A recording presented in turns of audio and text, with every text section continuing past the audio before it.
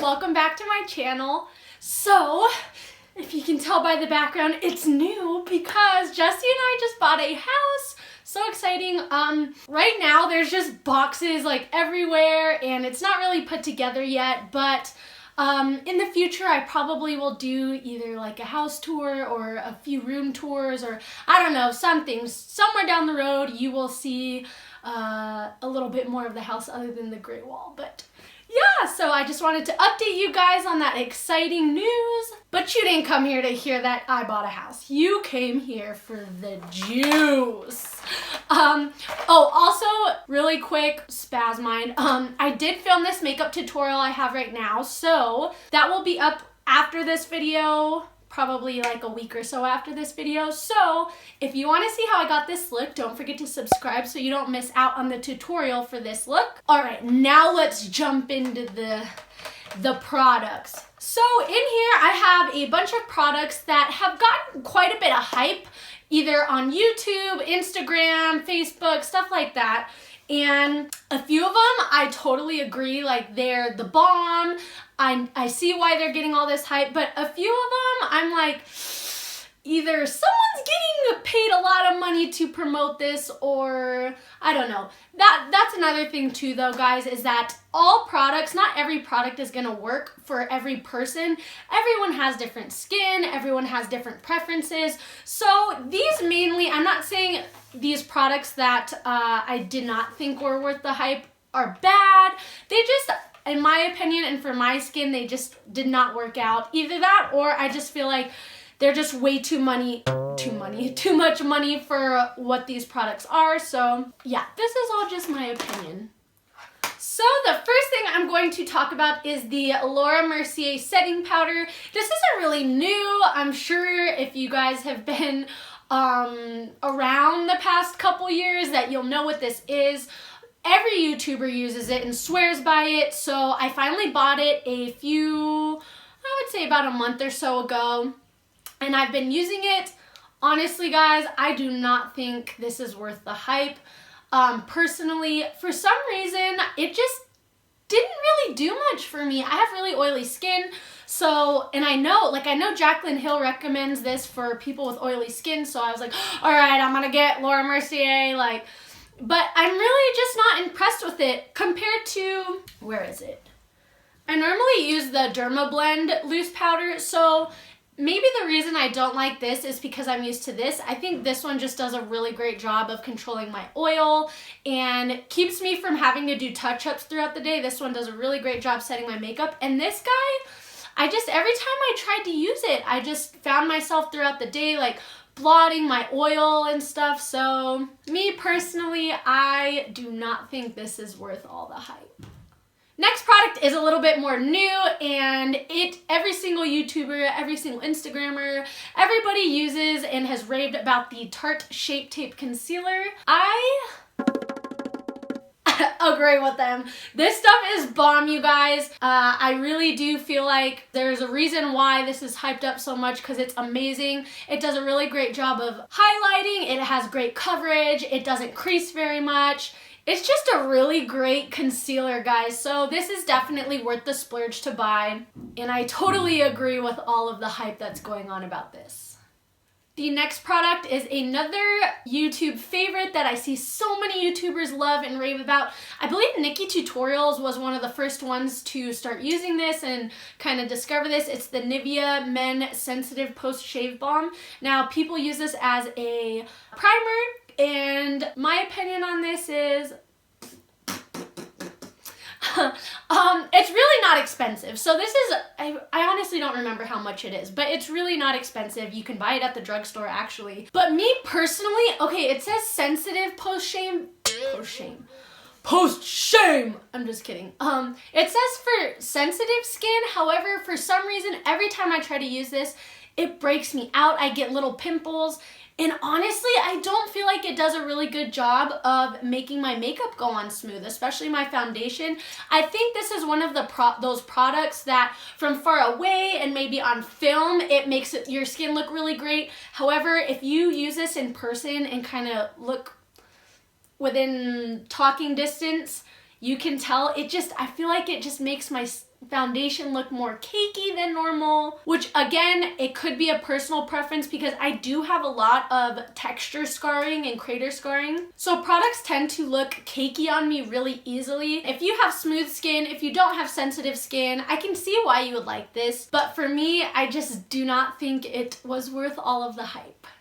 Next product, I only have a mini size of it, and it is the Urban Decay All Nighter Makeup Setting Spray. Again, you cannot watch more than 5 tutorials without seeing at least one YouTuber use this guy. And honestly, I'm really glad I only have the trial little mini size because this didn't really do much for me. I feel like it didn't really do anything bad. However, for the price of this thing, I really don't see the point of it. It didn't really make my makeup last any longer. It didn't really do anything as far as making it look better or more flawless. So I feel like this is a really pointless product for me, personally at least. I would much rather spend my money on like a new foundation or a new highlighter or palette or something like that rather than buy this, which I was not really crazy about. So this I do not believe is worth all of the hype. Next product is going to be another Urban Decay product, but it is the Urban Decay Naked Ultimate Basics palette. Now this, definitely worth the hype. I did buy this a little cheaper on Poshmark. However, if I had known it was going to be this great, I probably would have paid full price for it. I think this thing is amazing. The pigmentation is great. All of the colors are beautiful. Even the lighter shades are pretty pigmented. It's got a great range. It's got this blue. It has this gorgeous coppery orange. You can create so many different looks. It has a big mirror. The packaging is gorgeous. This is probably my favorite palette on the outside as well. I just can't have enough good things to say about this guy. And who knows, maybe a tutorial using this might come up soon. So yes, I believe this is definitely worth all the hype that it got. The next product, again, is not really an expensive product, but I hear a lot of YouTubers talk about it. It is this little baked highlighter. I believe this is in the color, I don't remember, honestly. I'll put it somewhere, that way you know what color it is. But I always hear big YouTubers talk about this as being a dupe for a lot of high-end highlighters. They say it's great. However, I really don't know what they're talking about. Mine is super dry, and I mean, it's sort of pigmented, but it gives more of a glitter look than anything. But again, when I tried using this as a highlighter, I just couldn't even tell that I had highlight on. Granted, it is really cheap, so it's definitely worth giving a try. Again, mine feels really dry, so I don't know if maybe I got a bad one, and normally they are a little bit more soft and creamy. I'm not quite sure. So yeah, in my opinion, I do not believe this is worth all the hype that the big YouTubers say it is. Next product, again, is a mini product, and it is the Urban Decay Eyeshadow Primer Potion, the original one. So honestly, guys, I love this. I thought it did a really great job. It made my eyeshadow go on smooth, and it made it last a little longer throughout the day. However, for the price, I prefer the Milani Eyeshadow Primer. Let me go grab it for you. Hang on. Okay, so honestly, between these two, they do the exact same thing. However, this one is drugstore price. I did use this in my last Valentine's Day tutorial, the all drugstore products, and if I had to choose between buying this guy, I mean, this one normally comes in a bigger size, probably about this size, so this is the trial size. But if I were to choose between buying the Urban Decay or the Milani, I would pick the Milani just because it's cheaper and they do the exact same thing. So this one is kind of a wash, I guess. I mean, I understand why it's so hyped up and talked about and why a lot of people use it. However, I think the Milani is just as good, but it's cheaper, so we'll call this guy a wash. The last two products are more e.l.f. products, and the first one I'm going to talk about is the new e.l.f. I believe it's the blush and bronzer duo, and it's their new Aqua line. This is the only product I think I have tried so far. I've heard a lot of great things. I've heard some things about it. But as far as this particular product in the line, I really liked it, honestly. They're pretty pigmented, however they do blend out kind of nicely, so while they are wet and they can be intimidating, this is a great product if you are just starting out with wet products or if you're kind of venturing into a cream contour or a cream blush, because they blend out beautifully. I'm actually wearing both of these shades. I'm wearing this blush today and I'm also wearing this as a first layer of contour. I put powder over top as well, but like I said, I really like this little guy and I thought it was really easy to work with for a cream product. So I believe this particular product in the e.l.f. Aqua line is definitely worth the hype. The last product I'm talking about today is the e.l.f. Illuminating Palette.